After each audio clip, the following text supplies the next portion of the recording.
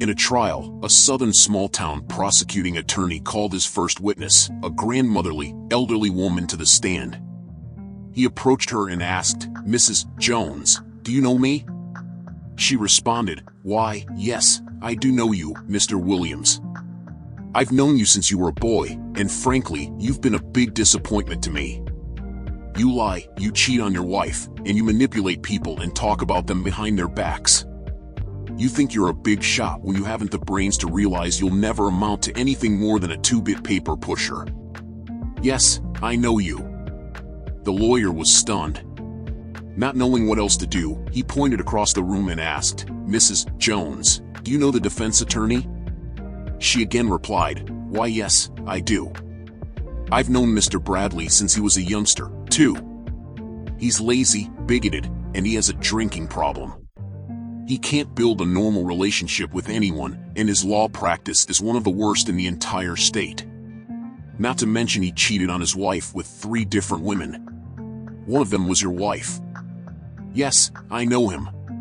The defense attorney nearly died.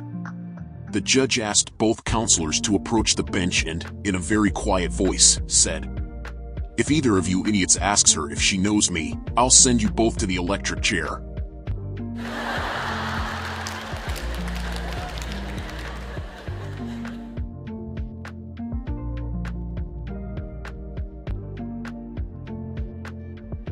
After being married for 50 years, I took a careful look at my wife one day and said, 50 years ago we had a cheap house, a junk car, slept on a sofa bed, and watched a 10-inch black and white TV.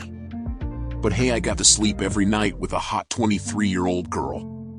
Now, I have a $750,000 home, a $45,000 car, a nice big bed, and a large screen TV, but I'm sleeping with a 73-year-old woman.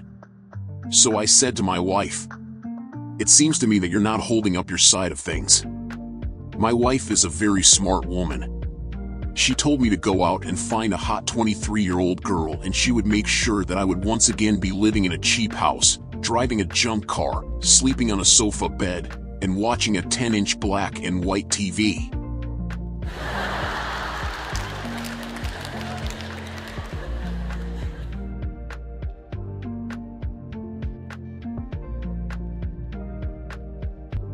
A pirate walks into a bar with a wooden leg, a hook for a hand, and an eye patch covering an empty socket. Walks into a bar.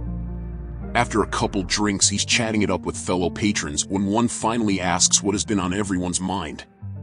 "You've got a lot of scars, you must have some crazy stories.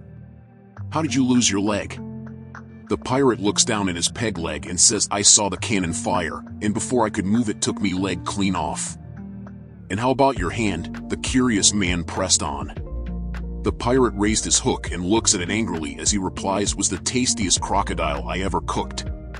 Finally, the man asks about his eye. The pirate quickly and tersely replies, "A seabird shat in me eye."